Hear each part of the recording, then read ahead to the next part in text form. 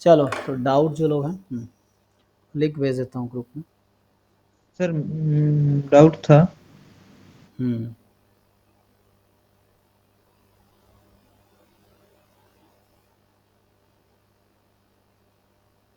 एक मिनट।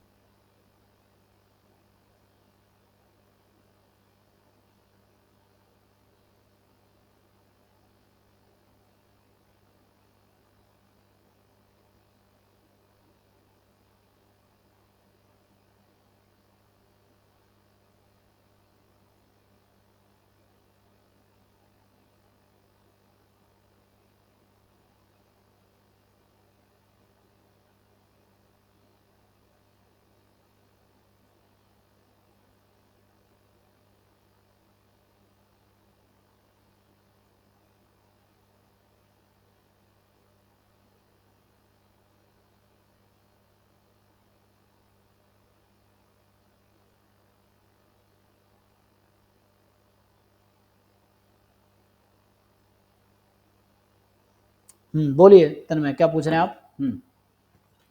एक तो आप नाइदर वाला सही बता रहे थे ना, नाइदर ए नॉर बी, तो इसका मतलब है A complement intersection B complement, या ए यूनियन बी का होल कॉम्प्लीमेंट। ठीक है, हाँ।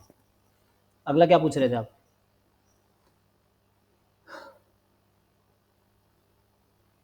हाँ जी तन्मय, और कुछ पूछना है क्या?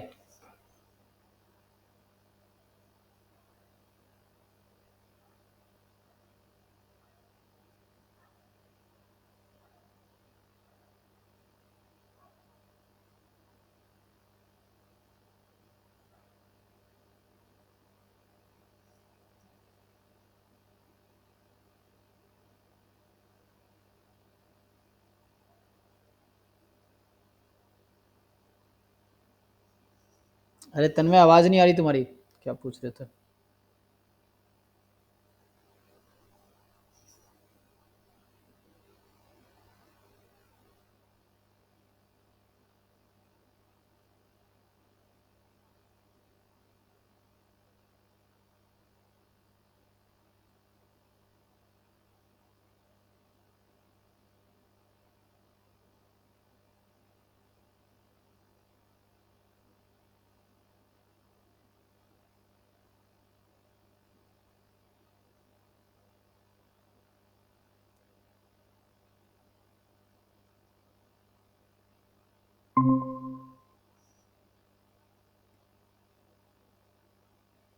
हाँ जी अमित, कुछ पूछना आपको?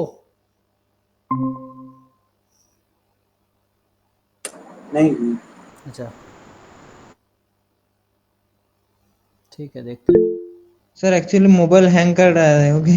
अच्छा कोई सो बात नहीं, बताइए। हाँ हाँ सर, मैं बोल रहा हूँ A greater than B greater than C greater than zero, A B C real number, limit n tends to infinity, n plus B n minus C n whole to the power n. नहीं समझ ही नहीं, आप photo question है आपके पास? Yes sir, limit n tends to infinity first bracket hmm A plus A to the power n plus B to the power n, A to the power n plus B to the power minus c to the power n minus कोई बात नहीं, तो हाँ। First bracket से whole to the power one by n. Yes sir. हाँ तो इसका answer जो मैक्सिमम है वो आ जाएगा ना। इसकी वजह ये है कि अगर प्रूफ करने की कोशिश करोगे आप उसका प्रूफ भी कर सकते हो। लिमिटेंट, आप ए कॉमन निकाल लो सब में से, तो ये हो जाएगा 1 बी बाई ए की पावर एन सी बाई ए की पावर एन, इसकी पावर 1। जब आप लिमिट लगाओगे तो होगा क्या, यहाँ से b by a less than 1 होगा, ठीक है ना, c by a less than 1 होगा। सो लेस देन 1 होने का नुकसान क्या है कि बी बाई ए की पावर एन जीरो पे चली जाएगी as n tends to infinity, C by A भी जीरो पे चली जाएगी पावर एन जब एन टेंस टू इन्फिनिटी होगी। तो देख लीजिए, तो ये हो गया आपका, लिमिट जब लगाओगे आप तो ए 1 प्लस जीरो माइनस जीरो और इसकी पावर ज़ीरो हो जाएगी। सो a इंटू 1, तो आंसर a आ गया। तो जो मैक्सिमम होगा वो आंसर आ जाएगा। इसका सिंपल आंसर है मैक्सिमम ऑफ ए बी। अब सी तो यहाँ से आ गया, तो डिपेंड करेगा सी क्या है उसके हिसाब से, है ना। तो चूंकि ए मैक्सिमम है इसलिए ए आया, ठीक है ना। सर सी मैक्सिमम होता तो माइनस सी आंसर आता। हाँ, उस तरह से फिर कॉमन लेना पड़ता, माइनस सी आता, -1 की पावर 0 है, तब भी सी ही आता ना, तब भी सी ही आता एक्चुअली। क्योंकि क्या डिफरेंस आता, सी कॉमन लेते तो ए अपॉन सी बी अपॉन सी -1, और -1 1 बाई, बाद में 0 है ना, पावर 0 है तो 1 बना देगा, तो सी ही आएगा फिर भी, क्योंकि माइनस क्या ही कहा है, -1 की पावर 0 भी 1 ही होगा। ये ठीक है जी तन्मय, बाकी और किसी को डाउट है बताओ। सर एक है वो एग्जांपल डाला है aptitude। 1 बाई 1 भेजिए, अपने ग्रुप में भेजा है, ठीक है। हाँ, ये क्वेश्चन आपका है, क्या पूछ रहा है कि the figure shows the map of a field bounded by a B c d e if a b and d. अच्छा, जो लोग गेट वाले तैयारी कर रहे हैं, तो एप्टीट्यूड का पेपर ना हर पेपर का कॉमन ही होता है, तो you can practice aptitude question from different GATE paper. The GATE में 30 डिफरेंट पेपर्स हैं, तो सबके अगर आप एप्टीट्यूड कर लोगे तो ऐसी बहुत तैयारी हो जाएगी। एप्टीट्यूड क्या है ना, एक सेशन में मान लो 10 पेपर का एग्जाम हो रहा है, तो 10 के 10 पेपर में सेम एप्टीट्यूड क्वेश्चन होंगे डिफरेंट सब्जेक्ट्स में। तो मतलब देख सकते हो आप, जिसमें डिफरेंट है, तो अलग से पढ़ने के बजाय अगर आप PYQs ही 10-15 पेपर के 4-5 साल कर लोगे तो काफ़ी अच्छी प्रिपरेशन हो जाएगी। एप्टीट्यूड 15 मार्क्स के आते हैं, और इसका अच्छा कंट्रीब्यूशन है, क्योंकि इस बार 26 marks I think cut off marks था गेट का, तो 26 कट ऑफ था जनरल के लिए आई थिंक। हाँ, सो तो है ना, 15 मार्क्स उसमें है। अगर आप एप्टीट्यूड में 10 प्लस कर लोगे, ईजी है 10 प्लस करना, तो आपके रैंक बेटर हो जाएंगे। एनीवे क्वेश्चन में देखते हैं। तो कह रहा है कि a b and d e are perpendicular to a ई।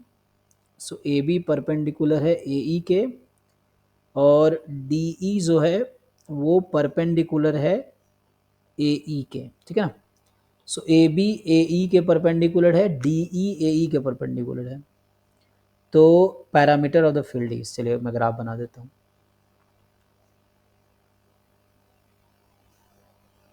लग तो सिमेट्रिक रहा है, लेकिन मैंने जिसे बनाया सिमेट्रिक दिख नहीं रहा है।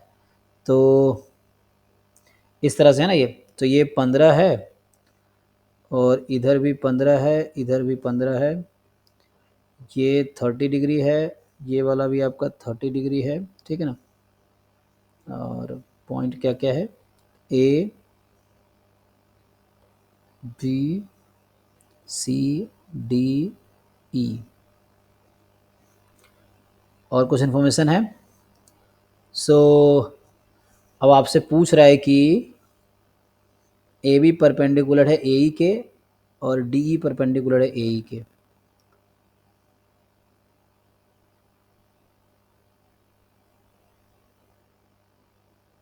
तो पैरामीटर पूछ रहा है ना, तो पैरामीटर में आपको ये निकाल लेना है, ये, और तो ये एंगल कितना हो, क्या ये एंगल बता सकते हैं आप।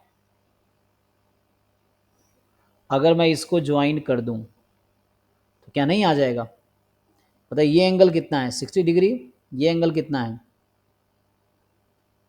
60 डिग्री है भाई।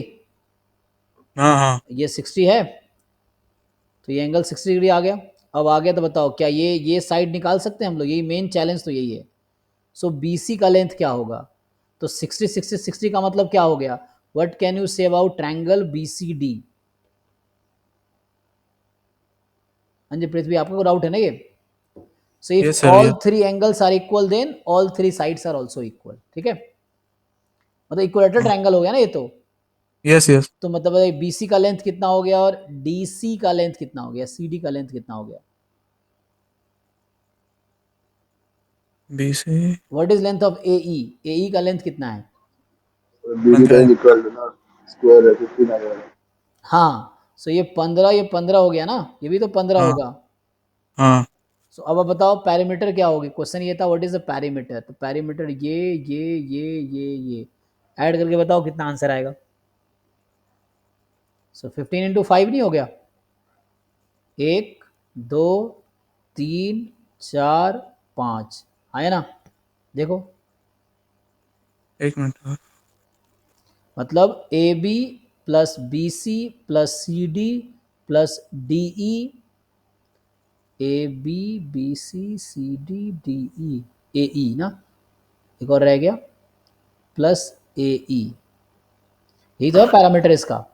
एंड सबकी लेंथ 15 ही है, every one is of length 15 actually. 75 answer हो जाना चाहिए, देख लो। सही है जी, Yes. 75 is the answer actually. अब समझिए मैंने क्या किया, आप क्वेश्चन पूछिए, आपको कहीं कंफ्यूजन हो तो क्वेश्चन पूछिए। ये 30 डिग्री था तो ये 60 हो गया, क्योंकि ये लाइन एक्चुअली, तो ये 60 60 60, ट्रायंगल के तीनों एंगल का सम Yes, sir. कितना होता है? Yes, yes, got. Yes, sir. हाँ, तो ये तीनों And साइड इक्वल हो जाएगी because all 3 angles are equal, equilateral है। और ये 15, ये 15, ये 15, तो ये भी 15 15, तो ईच इज 15। तो जो फिगर बना रखा है वो 15 है, 15 15 15 15 15 जी। yes, yes, yes, yes. और बाकी लोग बताइए। सर एक ग्रुप पर भेजा है। ना जी तन्मय, आपका भी एक क्वेश्चन इसमें क्या है? सर मेरा देखो मतलब से वो आंसर सी होगा सर, मैं कंफर्म नहीं हूँ।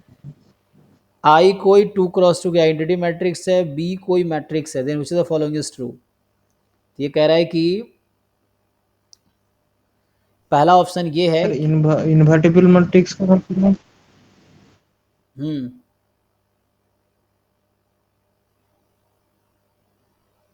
तुम्हारे तरफ सी क्यों ट्रू? इसने कहा है बी इज इन्वर्टिबल, तो बी इन्वर्टिबल है मतलब बी की जो भी आइगन वैल्यू होगी λ1 λ2, मान लो λ1 λ2 है, इन्वर्टिबल कब होगा? जब λ1 इज नॉन जीरो या λ2 इज नॉन जीरो, यही ना। और ये कह रहा है तुम्हारा i प्लस बी, तो बताओ i प्लस बी की आइगन वैल्यू क्या हो जाएगी? हाँ जी तन मैं आपसे पूछ रहा हूँ, अगर b की आइगन वैल्यू λ1 λ2 है तो what is eigen value of i plus B?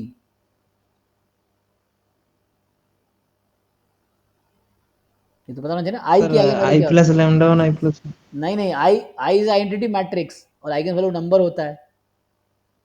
Identity matrix की आइगन वैल्यूज कितनी आती हैं? 1 1 1 आएगी ना, 1 1 1। तो 1 प्लस λ1 1 प्लस λ2। अब मान लो λ1 -1 है, λ2 -1 है, तो बताओ 1 प्लस λ1 किसके इक्वल होगा, 1 प्लस λ2 किसके इक्वल होगा? ओके, जीरो नहीं हो गया ये? जीरो। तो हाँ हाँ यस आई प्लस बी का डिटर्मिनेंट कितना आ जाएगा? Product of eigen value zero आ जाएगी। तो कैसे लग रहा है तुम्हें इन्वर्टिबल होगा? यस। तो गलत हो गया ना ये, ठीक है। ओके सर आंसर ये होगी तो अब देखो ये सी मैं डिस्कस कर रहा, तुम कह रहे थे C true, C is false. ए में क्या है कि बी इन्वर्टिबल नहीं है, इसका मतलब बी का डिटर्मिनेंट जीरो है। तो जो आइगन वैल्यू λ1 λ2 में कोई एक जीरो है, तो पूछ रहा है आई प्लस बी इन्वर्टिबल नहीं होगा। सो जैसे बी है, कोई एक आइगन वैल्यू जीरो है बी के पास, 0 λ2, तो आई प्लस बी की आइगन वैल्यू क्या हो जाएगी? 1 1 प्लस λ2। और मान लो अगर λ2 यहाँ मेरा -1 हो गया तो ये तो जीरो हो जाएगा, तो इन्वर्टिबल होने का ए। अच्छा, तो बी अगर इन्वर्टिबल नहीं है तो ए भी इन्वर्टिबल नहीं होगा, ज़रूरी नहीं है ना। मतलब अगर इसकी आइगन वैल्यू मान लो 1 हो गई तो ये 2 हो जाएगी, तो ये ए भी गलत है एक्चुअली। और बी ऑप्शन की बात करते हैं। बी ऑप्शन कह रहा है कि even if b is not invertible still this may be invertible. Yes, ठीक है ना, मे बी है तो एक हो गया, तो ये option b is true actually. क्यों बोल रहा है कि अगर बी इन्वर्टिबल नहीं है तो मतलब बी की कोई एक आइगन वैल्यू जीरो है, तो हो सकता है कि आई प्लस बी इन्वर्टिबल हो। यस, जैसे मैंने एग्जांपल दिया कि 0 1 ले लो, सो बी की आइगन वैल्यू 0 1 ले लिया, चलो तो बी की डिटर्मिनेंट कितना आ गया? 0, तो B is not invertible.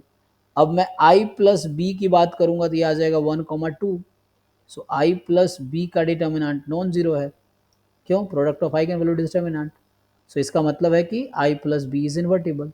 So कह रहा मे बी, तो एक केस ऐसा एग्जिस्ट कर गया तो हो गया। यस, तो बी इज करेक्ट ऑप्शन। ठीक है भाई, थैंक यू सर। हाँ जी मानस सर बताइए। भेजिए। हाँ एक एक करके। तो सर इसमें खाली थर्ड क्वेश्चन समझा दीजिए बस, बाकी दोनों हो गए। इसमें थर्ड पोर्शन क्या है? क्वेश्चन था आपका ये, हाँ, एक्स कोई कॉन्टिन्यूअस ऐसा पीडीएफ दे रखा है, पूछा क्या है थर्ड में? कि अगर x1 x2 x3 तीन इंडिपेंडेंट ऑब्जर्वेशन है from x, so what is the probability that exactly one of the three numbers is larger than 1.5? Sir इस तरह की जैम के लिए इम्पोर्टेंट है क्या ये, या जी फिर जी कॉलेज जी, वाले के लिए? ऐसे क्वेश्चन आया भी है एग्जाम में, तो आ सकता है इस तरह क्वेश्चन। जो जैसे बोला क्या है कि क्या प्रोबेबिलिटी है exactly one of the three numbers is larger than this, exactly one larger होना चाहिए ना।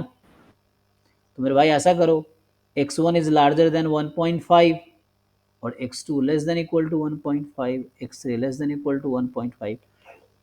ऐसे कितने केसेस बना सकते हो? सर ऐसे दो और बन जाएंगे अभी। बस हो गया, उसकी प्रोबेबिलिटी निकाल लो, हो गया। चूंकि इंडिपेंडेंट है तो अलग अलग कर लो, इंडिपेंडेंट है तो प्रोबेबिलिटी में ब्रेक कर सकते हो, इंडिपेंडेंट है ना, तो ऐसे ब्रेक कर लो। समझ आया कि पूरा लिख के बताऊं? नहीं नहीं सर, कर लेंगे, बस यही समझ नहीं आ रहा था क्या मतलब है। इंडिपेंडेंट था तो इंटरसेक्शन को प्रोडक्ट बना दिया एक्चुअली, और बस एक को हाँ। रख, तुम्हें एक ही को रखना है मोर देन 1.5, बाकी दो को लेस देन इक्वल टू 1.5 रखना है। जैसे यहाँ ये मोर देन 1.5 रख लो, और यहाँ x3 को मोर देन 1.5 रखो, बाकी को लेस देन 1.5 कर दो, हो गया। ओके सर, हाँ समझ गया। ठीक। हाँ जी अमित बताइए। तो हाँ सर।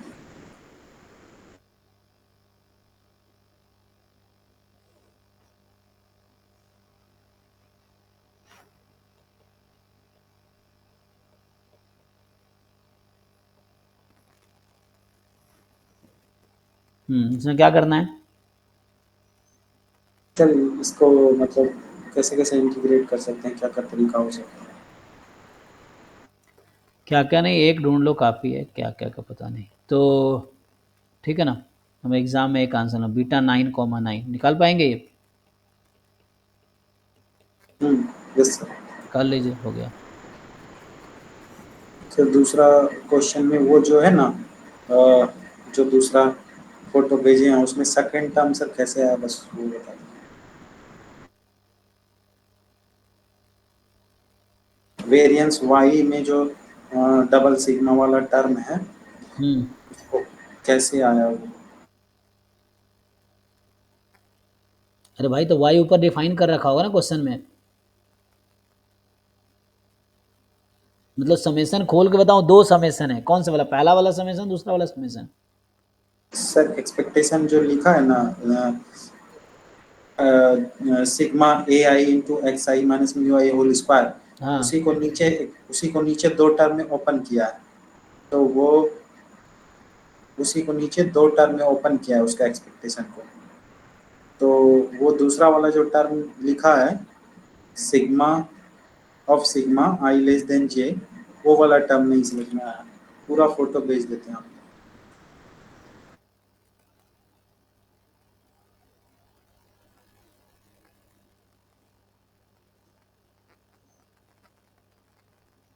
इसकी ज़रूरत नहीं, आप सीधा सीधा सिर्फ क्वेश्चन भेजो, सॉल्यूशन भेजने का जरूरत है, आप क्वेश्चन भेजो, मैं सॉल्यूशन कर देता हूँ। कोई ज़रूरत नहीं बुक में जो कर रखा वही समझे, हम अपने तरीके से भी कर सकते हैं, ठीक है। तो आप सीधा सीधा क्वेश्चन भेजिए।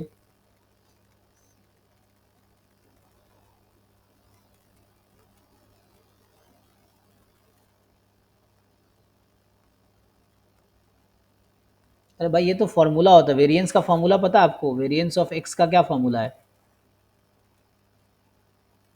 और कोवेरिएंस ऑफ एक्स वाई का क्या फॉर्मूला है, याद है आपको?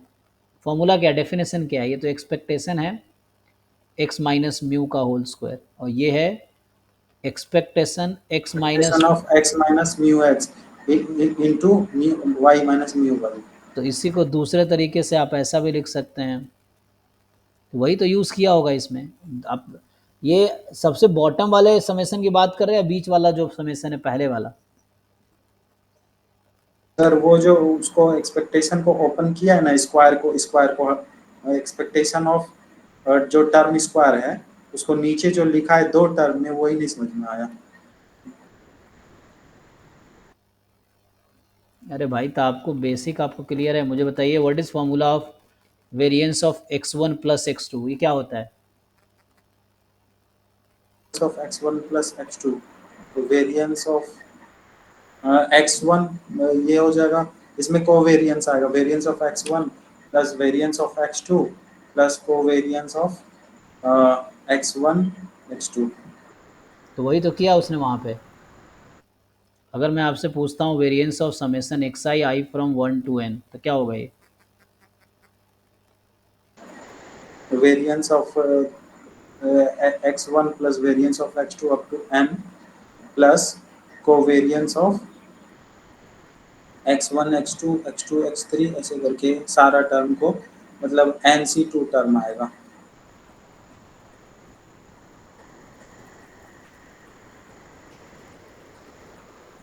तो आपको अगर ये यही तो किया वहाँ पे, जो समेशन यही सेम तो किया है, क्या नया है? सर आई लेस देन जे लिखा है ये। हाँ, आप देखिए ध्यान से, मैं इसी को ऐसा लिख सकता हूँ। कोशिश कीजिए ना समझने का कि ऐसा क्यों हो रहा है, इंस्टीड ऑफ डाउटिंग कि गलत है, आप ये सोचो ऐसा क्यों हो रहा है। आप ऐसा लिख लो, कोई दिक्कत नहीं है। अब आप ध्यान से देखो, ऊपर मैंने क्या लिखा है और नीचे मैंने क्या लिखा है, दोनों में क्या डिफरेंस है। यहाँ मैंने 2 कहीं नहीं लिखा हुआ है, ठीक है ना, और यहाँ मैंने 2 लगा दिया।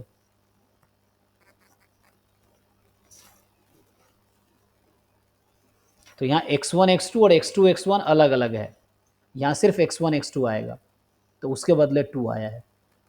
देखिए उसमें 2 लगाया हुआ है ना, 2 लगाया तो आई लेस देन जे लिखेगा, और 2 नहीं लगाया तो यस सर, डिफरेंट 2 लिखेगा। लगाया है, तो 2 वही तो लगाया, किया लेकिन है। इसमें सारा टर्म आ गया। हाँ जितना ऑब्वियसली। भी n कॉम्बिनेशन बनेगा सब इसमें इंक्लूड हो गया है। जी यही तो आपको समझना है, इंक्लूड तो हो गया वही है। हाँ वही थोड़ा नहीं समझ में आ रहा था।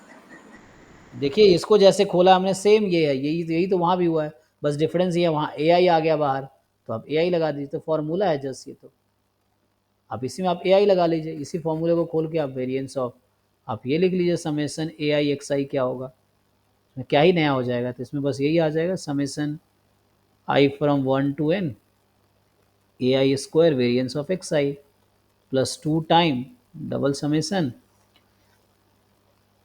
ए I A J covariance X I X J, लिख लीजिए, हो गया, I less than J. Sir ये टर्म नहीं समझ में आ रहा है कि 2 कैसे लाया और फिर ये टर्म कैसे मतलब कंबाइन किया है। एक तो मुझे बताओ, अब ये फॉर्मूला पहले पता है कि नहीं पता, पहले ये फॉर्मूला मुझे वो ड्राइव करना। वो हाँ, ये पता है, ये आई नॉट इक्वल टू जीरो में आई लेस देन जे में क्या रिलेशन है? मतलब कि से वो x x1 को नहीं लेगा, वो y1 फिर x2 का नहीं लेगा। आई नॉट इक्वल टू जे का क्या मतलब है, इसको मैं क्या लिख सकता हूँ? हर डिफरेंट आई जे। अरे भाई सुनो, आई ले मोर देन जे और आई लेस देन जे, मैं ये पूछना चाह रहा हूँ, इसलिए 2 आया है। तो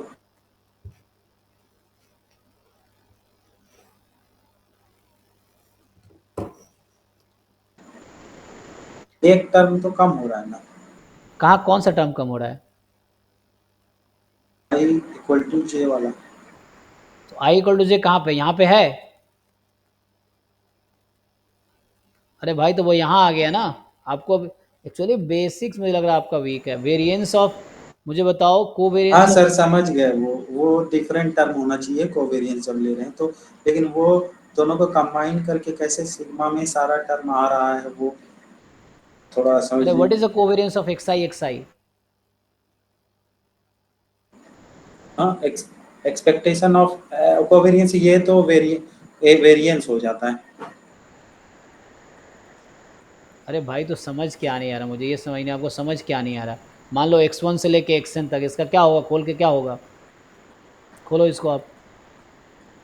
हाँ यही इसमें हो जाएगा, फिर इसमें तो हो जाएगा सिग्मा ऑफ नहीं एवरी नहीं, टर्म आपको जो सिग्मा। लग रहा है वो बोलिए, जो बुक में लिखा हो मत बोलिए, आपको जो लग रहा है वो बताइए। और वो ये कैसे, जो आपको variance of x1 plus variance of x2 plus variance of up to n term आएगा, plus covariance of x1 x2 फिर x2 x3 x फिर x3 x4 x4 x5 ऐसे ही चलता रहेगा। कहाँ तक जाएगा?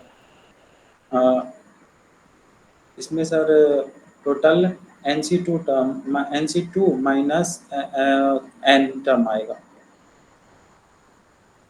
अब मुझे क्वेश्चन ये पूछना चाह रहा हूँ यहाँ पे मैं कि इसमें क्या x1 x2 आ गया तो x2 x1 आया कि नहीं आएगा? हाँ, दोनों आ गया इसमें।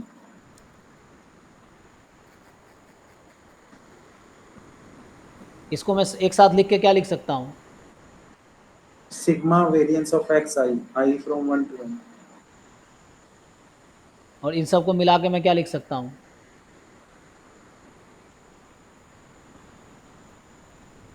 चलो इधर covariance of xi comma xj। अब बताओ आप जो बोले हो उसके हिसाब से i j क्या होना चाहिए? आप क्या चाहते हो लिखना यहाँ पे क्या लिखना चाहते हो? हम ये i not equal to j, हाँ तो ठीक तो है, तब क्या कहाँ क्योंकि दिक्कत है? बाकी वाला पहले में आ ही गया तो i not equal to j। हाँ, अरे तो भाई मुझे दिक्कत कहाँ पे, डाउट कहाँ पे है इस कुछ? इसके बाद जो 2 लाया था ना सर, तो उसमें मुझे लगा कि एक टर्म अरे मेरे मतलब भाई कि सुनो फिर से, आई नॉट इक्वल टू जे का मतलब क्या है? या तो आई मोर देन जे होगा या आई लेस देन जे होगा, यही चीज है ना? हाँ, और दोनों इक्वल नंबर ऑफ टर्म ही रहेगा। हाँ ऑब्वियसली इक्वल रहेगा। आई आई डी है तो 1 2 2 1, जहाँ 2 3 है वहाँ 3 2 होगा, जहाँ 4 1 है वहाँ 1 4 होगा, जहाँ 5 6 है वहाँ 6 5 होगा, तो ऑब्वियसली इक्वल होगा। ठीक है सर, समझ गया। तो ये तो आई लेस देन जे है तो जे लेस देन आई तो होगा ही, तो वो इक्वल है ना। I less than J and J less than I में सेम नंबर ऑफ टर्म्स होंगे, क्योंकि आई भी 1 से n है, जे भी 1 से n है, और इक्वल तो है नहीं। तो आई more than J more then I, तो यही चीज़ आप 2 टाइम कर लो, यहाँ लिख दो आई लेस देन जे, या आपका मर्जी है ये ना लिख के आप लिखो आई मोर देन जे, तब भी सही है। कोई एक लिखो आप, या तो आई मोर देन जे लिखो या आई, तो इसलिए 2 आया क्योंकि ये दो चीज़ें हम लिख रहे हैं, तो दोनों में इक्वल नंबर ऑफ टर्म्स है, इसलिए ट्वाइस हो गया। तो एक ही हम यहाँ लिख रहे हैं तो इसलिए इसके बदले ट्वाइस लिखा गया है। ये चीज़ इक्वल ही होगा ऑब्वियसली। तो ये थोड़े खोल के देखें आपको समझ आएगा। आप एन के बदले आप 4 के लिख के देखिए ना। अब मान लो x1 से x4 तक है, आप दोनों तरीके से लिख, अपने तरीके से आप लिख के देखिए और उसके तरीके से लिख के देखिए, दोनों इक्वल आ जाएगा, तो आपको समझ आ जाएगा कैसे इक्वल है। एन के लिए मुश्किल होता है समझना, मैं कई बार पहले भी कहता हूँ, क्लास में कहता हूँ कि जब भी एन वाली चीज़ें आप थोड़ा एक्सपेरिमेंट करो, एन को 2 रख के देख लो, एन को 3 रख के देखो, तो आपको जैसे समझ नहीं आ रहा बुक में क्या लिखा है, तो आप एन को 3 रख लो और देखो आपका जो आ रहा है एक्सप्रेशन जो उससे आ रहा है क्या सेम नहीं है, तो वैसे आपको क्लैरिटी आ जाएगी। एन को 2 3 4 रख के एक बार चेक कर लो। एग्जैक्ट एन पे समझना मुश्किल है इनिशियली, बट आप वो कर सकते हैं। ठीक है, आप हाँ सर, वैसे ही। एक्सपेरिमेंट करके देखिए, ठीक है समझ आ सर। जाएगा। हाँ हाँ जी मिहिर, कुछ पूछना आपको? Yes sir. सर मैंने ग्रुप में भेजा है सर, उसका सोल्यूशन देख लीजिए मैंने सही किया है कि नहीं। ऑप्शन से मैच तो हो रहा है सर, लेकिन मेरे को हाँ करेक्ट आंसर नहीं सही पता है, यहाँ पे कोई दिक्कत नहीं, आई है ना एक तो कोई प्रॉब्लम नहीं है। और सर जो आपने सर आज लास्ट में सर एक क्वेश्चन करवाया था अल्फा वाला, सर उसमें मेरा आंसर आ गया लेकिन एक स्टेप नहीं समझ में आ रहा है। क्या समझ नहीं आ रहा? सर जैसे उसमें गिवन था कि सर पी इनवर्स है ए मतलब जो बी मैट्रिक्स इनवर्स है, हाँ तो सर इसमें सर आपने लिखा था कि determinant of a is equals to determinant of A inverse, ये सर कैसे हो गया? नहीं, ए नहीं, ये लिखा होगा डिटर्मिनेंट ऑफ बी बराबर ए इनवर्स लिखा होगा, ए नहीं होगा, आपने गलत समझा है। हमने दोनों तरफ डिटर्मिनेंट लगा दिया, और ए इनवर्स का डिटर्मिनेंट क्या आता है? ए इनवर्स का तो हो जाएगा 1 अपॉन डिटर्मिनेंट ऑफ ए। और डिटर्मिनेंट ऑफ ए कितना है? सर ये -1 आ जाएगा। तो 1/-1 किसके इक्वल आएगा? -1 पे। तो आपको ये लग रहा है कि मैंने डिटर्मिनेंट ऑफ ए बराबर डिटर्मिनेंट ऑफ ए भी आ गया ना, ये आया कि नहीं नहीं? सर, मैं ये पूछ रहा हूँ कि ये डिटर्मिनेंट ऑफ बी बराबर डिटरमिनेंट ऑफ ए इनवर्स कैसे सर लिख दिया आपने?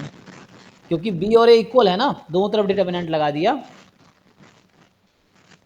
अरे भाई ये तो अजीब अच्छा बात सर है, ठीक। क्यों दोनों इक्वल है ना, तो अप्लाइंग बोथ साइड डिटर्मिनेंट। अगर मुझे कह रहा अच्छा है सर बी ए अच्छा। इनवर्स के इक्वल है, तो मैं दोनों तरफ डिटर्मिनेंट लगा दिया, कोई दिक्कत नहीं। मतलब सर उसके सर मतलब उसमें आंसर में कुछ चेंज नहीं होगा दोनों के? अरे 11 12 पढ़े हो कि नहीं पढ़े हो तुम? बिना 11 12 पढ़े आ गए क्या? मैट्रिक्स डिटर्मिनेंट था कि नहीं 11 12 में? Yes sir. जब दो मैट्रिक्स इक्वल है तो डिटर्मिनेंट अलग कैसे हो जाएगा? अगर बी मैट्रिक्स और ए इनवर्स मैट्रिक्स सेम ही है तो डिटर्मिनेंट कैसे बदल जाएगा उसका? ये तो बेसिक चीज़ें हैं। इसमें डाउट क्यों हो और रहा है ऐसे भी सर कोई भी दो फिजिकल क्वांटिटी वाले वेक्टर हो मैट्रिक्स हो, अगर दोनों साइड डिटर्मिनेंट लगा सकते हैं क्योंकि वो मैग्नीट्यूड आपको? हाँ बताता वही है। ना, जैसे मैं बोल रहा हूँ बी और ए इनवर्स सेम मैट्रिक्स है, तो जो डिटर्मिनेंट बी की आएगी वही डिटर्मिनेंट ए इनवर्स की आएगी। इसमें क्या डाउट आने की बात है? जैसे दोनों इक्वल मैट्रिक्स है ना, तो जब इक्वल हाँ मैट्रिक्स सर। डिटर्मिनेंट भी इक्वल ही आएगा, सब कुछ इक्वल ही आएगा उसका actually. Eigen value, eigen vector जो भी निकालो तुम, ट्रेस समथिंग सब इक्वल आएगा, तो कोई दिक्कत नहीं। जैसे हम लिखते हैं बी बराबर ए, दोनों तरफ डिटर्मिनेंट लगा दिया तो डिटर्मिनेंट बी ए का इक्वल ही आएगा ना, क्योंकि मैट्रिक्स इक्वल है तो ऑब्वियसली इक्वल आएगा। इसमें कुछ क्वेश्चन ऑब्वियसली इक्वल आएगा ना। आप बस ये सोचो कि दो मैट्रिक्स इक्वल है, अगर मैं बोलता हूँ कि ए बराबर सी, तो ऑब्वियसली जब ए और सी मैट्रिक्स इक्वल है तो ए का डिटर्मिनेंट सी का डिटर्मिनेंट इक्वल ही तो आएगा, कैसे डिफरेंट होगा? तो वही तो कर रहे हैं हम लोग, ठीक है।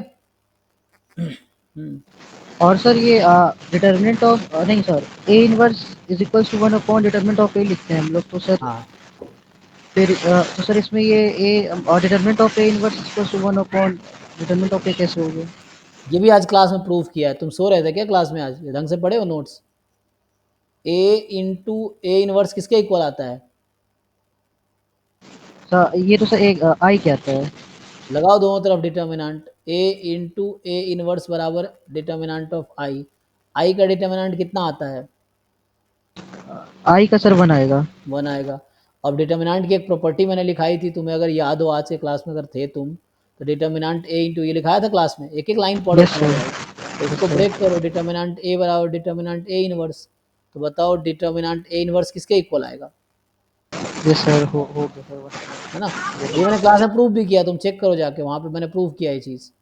ए बी बराबर आई है तो determinant a determinant b I है, तो determinant b 1 upon determinant a है, और बी चूंकि ए इनवर्स है तो ए इनवर्स का डिटर्मिनेंट ये है, ठीक है। तो ये इसका प्रूफ हो गया। Okay sir. हो गया ना?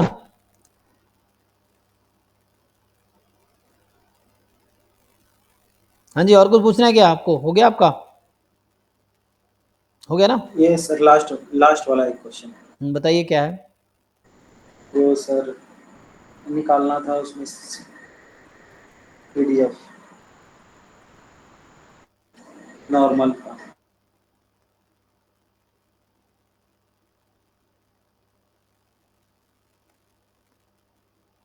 अगर y बराबर मॉड x है तो शो करो कि y का ये आएगा, जहाँ एफ एक्स वैल्यू है पीडीएफ का,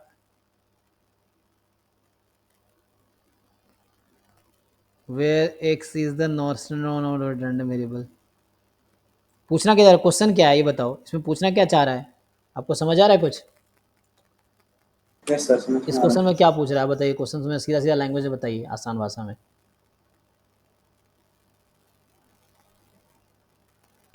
x का क्या डिस्ट्रीब्यूशन है? एक्स का डिस्ट्रीब्यूशन है नॉर्मल। y बराबर क्या है? Mod x। Mode x. तो x का पीडीएफ कितना है? नॉर्मल 0 1 का पीडीएफ क्या होता है? E to the power minus half x square.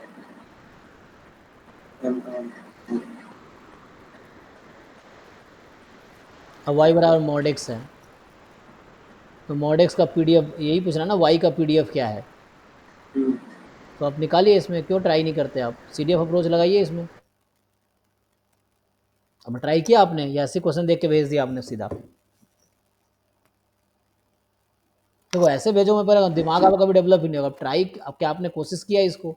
हमने 2 अप्रोच बताए थे इस तरह क्वेश्चन के, एक तो है सीडीएफ अप्रोच, एक था जैकोबियन मेथड जो फॉर्मूला था। आपने क्या कोई मेथड ट्राई किया इसमें? पीडीएफ मेथड से बनाए गए थे। तो क्या नहीं बना आपको बताइए? अगर मैं सीडीएफ से निकालता हूँ,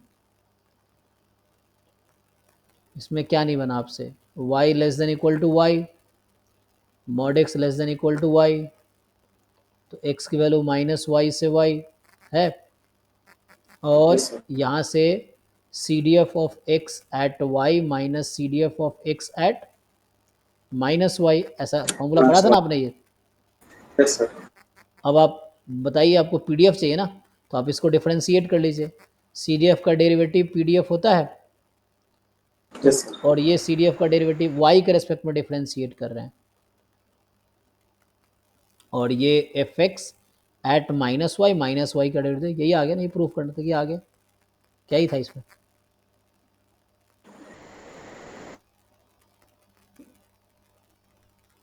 आपको पुट करना, पुट भी कर दीजिए आगे, आपको एफ वाई ऑफ वाई चाहिए ई की power minus half y square, और ये भी सेम ही आ जाएगा। देखो कोशिश करेंगे खुद से। पहली बात दिक्कत क्या होता है ना, हमारी प्रॉब्लम क्या है मैं बताता हूँ। हम पहले सॉल्यूशन देख लेते हैं, फिर हम ये प्रूफ करने की कोशिश में लग जाते हैं कि ये क्यों सही है उसका मेथड। अगर हम अपने तरीके से करेंगे तब भी वही चीज़ आएगी, और एग्जाम में वही काम आएगा जो हम खुद करेंगे। अगर आप सॉल्यूशन देख के जस्टिफाई करने लगेंगे वो क्यों सही है या उस वैसा कैसे करे, तो एग्ज़ाम में आपको आइडिया ही नहीं आएगा, क्योंकि आपने सॉल्यूशन देख लिया पहले ही। तो एग्ज़ाम में आपके आइडिया ही नहीं आएगा दिमाग में। आइडिया तब आता ना जब आप खुद से ट्राई करते, तब आपको आइडिया आता। ओके, अब बताइए, जब x रियल नंबर है तो मॉड x y बराबर मॉड x है, तो मॉड x तो हमेशा नॉन नेगेटिव होगा, तो y मोर देन इक्वल 0। ये आ गया आंसर, ये लीजिए। जब आप खुद से पहले ट्राई करेंगे जब, तब बाद में सॉल्यूशन देखेंगे तो आपको ज़्यादा समझ आएगा, और एग्जाम में तब आप कर भी पाएंगे। अगर ऐसे सॉल्यूशन देखने वाले आदत रहेगी तो एग्जाम में आप ब्लैंक हो जाएंगे क्वेश्चन देख के। ये है, तो खुद से ट्राई करेंगे, क्यों नहीं हो जाएगा। ठीक है सर, ठीक है ना। समझ गया। ठीक है, चलिए ठीक है, ये स्टॉप करते हैं। Thank you. तो